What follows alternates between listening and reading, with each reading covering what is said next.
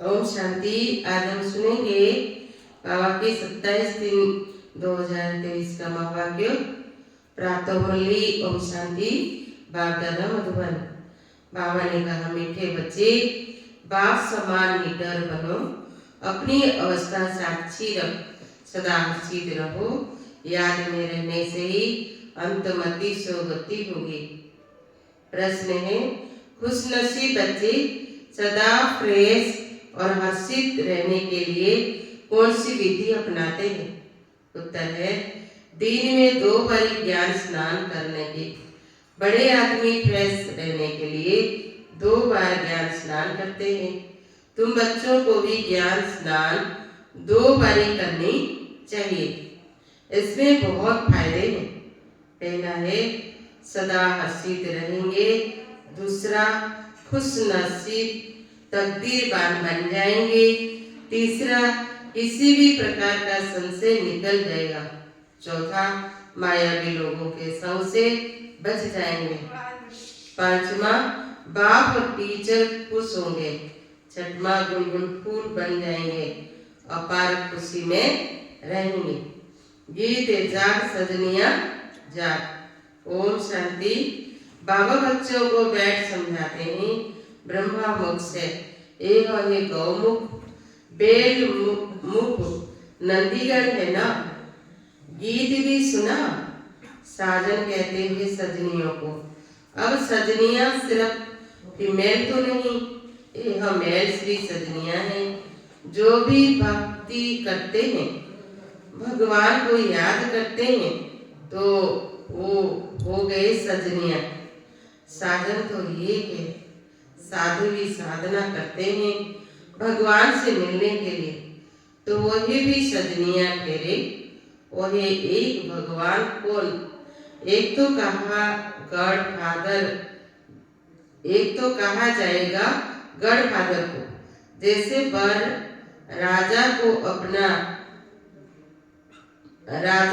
आना पड़ता है बन्नी अर्थात स्त्री को ले जाने के लिए। यह सब है बनिया। साजन को याद करती हैं तो जरूर आना पड़ेगा।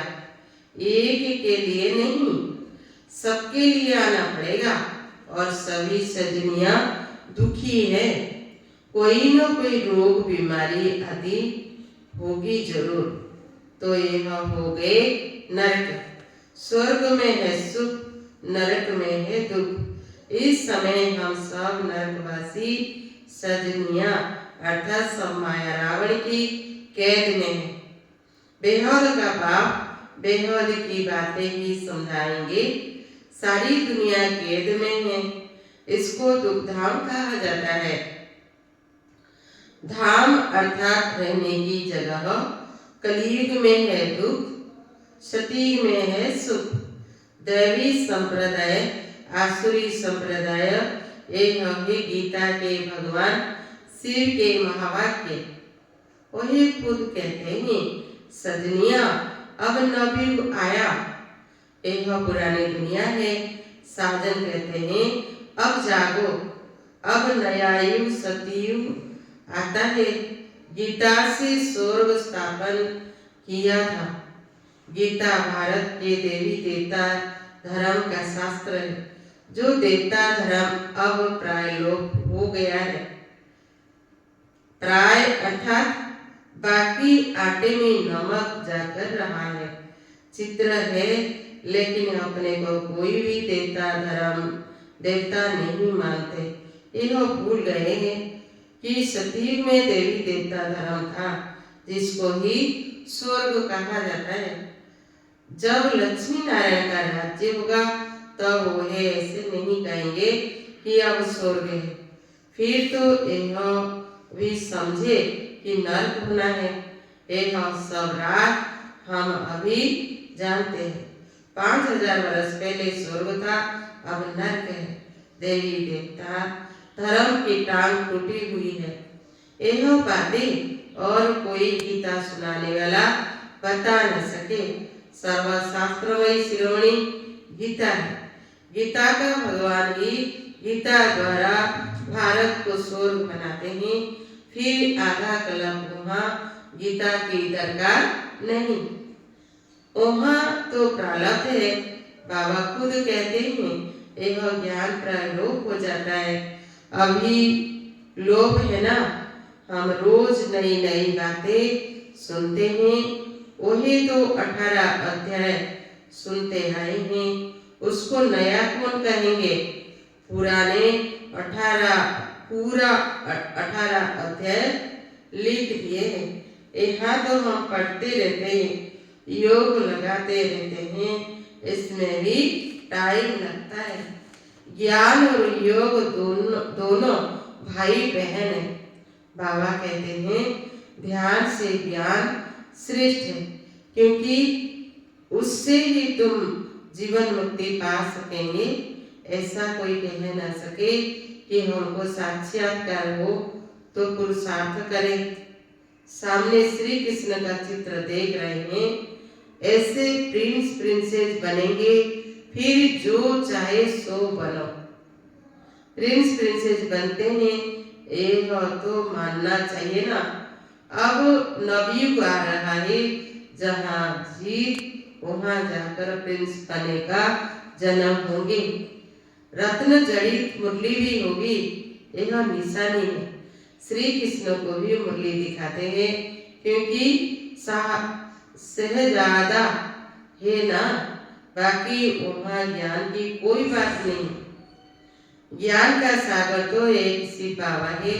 वही बाबा कहते हैं बच्चे बिना सामने खड़ा है।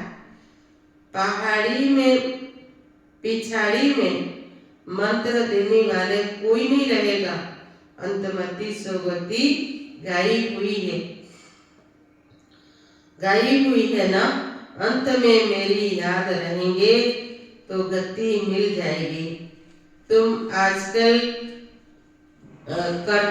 करते आए हो, 2-4 इत्तेफाक दिखाऊंगा कि कैसे अचानक मनुष्य मरते हैं। उस समय मंत्र तो याद कर नहीं सकेंगे। समझो अचानक छत गिर पड़ती है तो उस समय याद कर सकेंगे। धरती हिलेगी, उस समय तो हाय हाय करने में लग जाएंगे। बहुत समय से प्रैक्टिस होगी तो फिर उस समय अवस्था हिलेगी। साक्षी हो हर्षित मुख बैठे रहेंगे। मनुष्य तो थोड़ा आवाज से डर के मारे भाग जाएंगे। तुम कभी भागेंगे नहीं, डरने की बात नहीं। जैसे बाबा निडर है, बच्चों को निडर बनना है। बाबा कहते बच्चे अब नवयुग आ रहा है, अब अपने इंश्योर कर दो। सारे भारत को तुम इंश्योर करते हो। बाप से ताकत लेकर भारत को तुम इंश्योर कर रहे हो। भारत हीरे जैसा बन जाएगा। फिर उसमें भी जितना जो लाइफ को इंश्योर करेगा, तन मन धन सब इंश्योर हो जाता है। बाबा कहते हैं यह ज्ञान प्रत्यक्ष फल देने वाला है। जैसे सुदामे के मिसल झट महल देखे तो प्रत्यक्ष फल हुआ ना। प्रिंस प्रिंसेस का भी साक्षात्कार करते हैं। फिर प्रिंस प्रिंसेस तो सतयुग में भी है, त्रेता युग में भी है। यह थोड़े ही समझ सकेंगे कि हम कहाँ के प्रिंस बनेंगे। सब सूर्यवंशी तो नहीं बन सकेंगे। यह सब है साक्षात्कार, बाकी आत्मा कोई निकल कर जाती नहीं है। यह साक्षात्कार की ड्रामा में नून है। सोल को बुलाते हैं तो ऐसे थोड़े ही आत्मा कोई शरीर से निकल जाती है, फिर यह शरीर रह न सके। यह सब साक्षात्कार बाबा भिन्न भिन्न रूपों से कराते हैं। नींद है तब सोल आती है। यह ड्रामा का राज समझना है। नई बात है ना, तो क्लास में भी रेगुलर आना पड़े तुमको मालूम है बहुत अच्छे अच्छे आदमी 2 बारी स्नान करते फ्रेश रहने के लिए। एक भी ज्ञान स्नान 2 बारी करने से फ्रेश होंगे। 2 बारी ज्ञान स्नान करने से बहुत बहुत फायदा है, नहीं तो मुफ्त में अपनी बादशाही गंवा देंगे। बाबा रजिस्टर से भी जांच करते पूरा खुशनसीब तकदीरवान कौन है। अरे बेहद के बाप से अथवा धन लेने जाते ही स्वर्ग का मालिक बनते हैं। अगर इतना निश्चय नहीं तो मुझ पद भी पा नहीं सकेंगे। 2 बारी ज्ञान स्नान करने से तुम बहुत बहुत हर्षित रहेंगे। बाबा कहते हैं मैं गाइड बन तुम बच्चों को ले चलने आया हूँ, कितना घुमाता हूँ। वो लोग एरोप्लेन से ऊपर में जाते हैं, कितने उन्हें की महिमा होती है। वास्तव में महिमा तो तुम्हारी होनी चाहिए। तुम बैकुंठ में जाकर घूम फिर आते हो, मोस्ट वंडरफुल चीज है। बाबा कहते हैं मैं सबसे दूर रहने वाला आया हूँ देश पराया। फिर इसमें सर्वव्यापी की तो बात ही नहीं। तुम पैगंबर हो, पैगाम देने वाले हो ना, मैं भेज देता हूँ। यह भी ड्रामा में नूंद है। ड्रामा अनुसार हर एक को अपना पाठ बजाने आना पड़ता है। फिर भी मैं आया हूँ, आकर पढ़ाता हूँ। यह तो गीता पाठशाला है। उन सत्संगों में तो तुम जन्मों जन्मांतर जाते रहते हो। एक कान से सुना दूसरे से निकाला। एवं अवशेष कुछ नहीं है। अभी तो अंदर में खुशी की तालियां बजती रहती है। स्टूडेंट लाइफ में जो अच्छा पढ़ते हैं उनको तो खुशी रहती है ना। बच्चे के संबंध की भी खुशी होगी, टीचर को भी खुशी होगी। यह भी माँ बाप टीचर है तो खुशी होती है। बच्चों का फर्ज है पढ़ना। अब बाबा सम्मुख आया हुआ है तो एक बात से ही सुनो। तुम आधा कलप बहुत भटकते हो, अब भटकना बंद करो। परंतु वही भी तब होगा जब पूरा निश्चय हो। मनुष्य कहते हैं कि कलयुग में इतने वर्ष पड़े हैं, तुम जब उनको बताएंगे तो वही कहेंगे यह सब कल्पना है, जादू है, बस अबलाएं वहां ही बैठ जाएगी। बाबा अपनी तरफ खींचते हैं, मायावी पुरुष फेरे अपनी तरफ खींचते हैं, बीच में लटकते रहते हैं। बाबा समझाते बच्चे जब तक 2 बारी ज्ञान स्नान नहीं किया है तब तक कुछ फायदा नहीं होगा।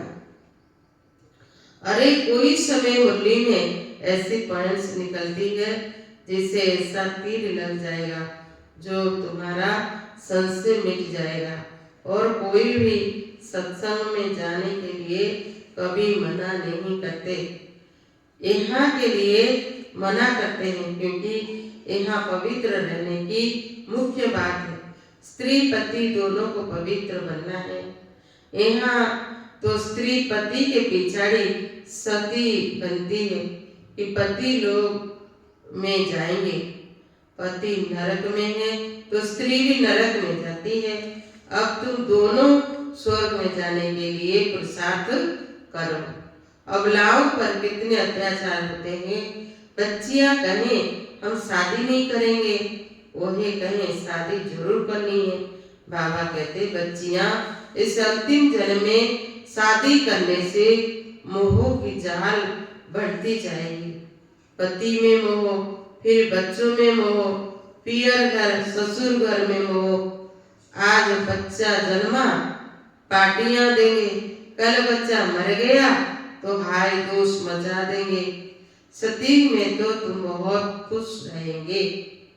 बाबा समझाते हैं बच्चे घर घर को स्वर्ग बनाओ, चित्र रख दो, जो भी आए वो लोग स्वर्ग के मालिक बनेंगे। आओ हम समझाएं। बाबा बहुत अच्छे अच्छे स्लोगन्स बताते हैं। 2 बारी ज्ञान स्नान करने से तुम बहुत गुलगुल बन जाएंगे, अपार खुशी रहेगी। कहा जाता है ईश्वर की महिमा अपरंपार है, तो तुम्हारे खुशी की महिमा भी अपरंपार हो जाएगी। गीता की महिमा भी अपरंपार है। तुम कहेंगे गीता से हम स्वर्ग का मालिक बन रहे हैं। एक परमात्मा के सिवाय कोई ऐसे कहेंगे नहीं कि जाग सजनिया जाग, अब सती आ रहा है, मैं समा तुम्हारी ज्योति जगाने आया हूँ। यह दादा भी अभी पुरुषार्थी है। बाबा तुम्हें नए युग के लिए नई कहानी सुनाते हैं। कितना अच्छा गीत है। यह रास्ता ही नया है। वही लोग कहते हैं शास्त्र में ही भगवान का रास्ता मिलेगा, फिर कह देते सब ईश्वर ही ईश्वर है, उसकी ही महिमा है। हम तो दुनिया में आए हैं खुशी मनाने, कुछ भी खाओ पियो मौज करो, आत्मा पर लेप नहीं लगता। अपनी गंदी तृष्णाएं पूरी करने के लिए आत्मा निर्लिप्त कह देते हैं। ऐसे के संग में कभी फंसना मत, तुम हो हंस। बाबा कहते हैं तुमको बिल्कुल प्योर बनना है, बेकार में जाना तो क्रिमिनल असल्ट है। भले मेरी बात अभी नहीं मानो, अभी स्वच्छ नहीं बनेंगे, मददगार नहीं बनेंगे तो धर्मराज द्वारा बहुत सजाएं खानी पड़ेगी। याद रख लेना, भगवान ने नया संसार दिखाया है। तुम नए संसार के लिए मालिक बनने आए हो, तो अपने दिल से पूछो हम सौतेले हैं या मातेले। शिव बाबा है दादा, ब्रह्मा है बाबा, हम है पुत्र पुत्रिया। यह ईश्वरीय कुटुंब है। दादा याद नहीं पड़ेगा तो वर्षा कैसे लेंगे। इसीलिए दादा को जरूर याद करना है। दादी के सिवाय, बाप के सिवाय दादा कैसे होगा। दादा है तुम पोत्रे हो, बीच में बाबा जरूर है। पोत्रों का हक है दादी पर, इसीलिए कहते हैं तुम दादी से प्रॉपर्टी ले ही लेना। खुशी की बात है ना, हम शिव बाबा की गीता से भारत की तकदीर हीरे जैसी बना रहे हैं। एक ही गीता ही हीरे जैसा बनाती है, बाकी सब कौड़ी तुल्य बना देते हैं। भारत की तकदीर को एकदम लकीर लग गई है। अब फिर बाबा भारत की तकदीर जगाते हैं। मनुष्य गीता का छोटा लकेट बनाकर ही पहनते हैं, परंतु उसके महत्व को कोई नहीं जानते। यहाँ कायदे भी बड़े कड़े हैं। पवित्र ब्राह्मण जरूर बनना पड़े। ठगी से मम्मा बाबा नहीं कहना है। सच्चा बनेंगे तभी नशा चढ़ेगा, हाफ कास्ट को नशा नहीं चढ़ेगा।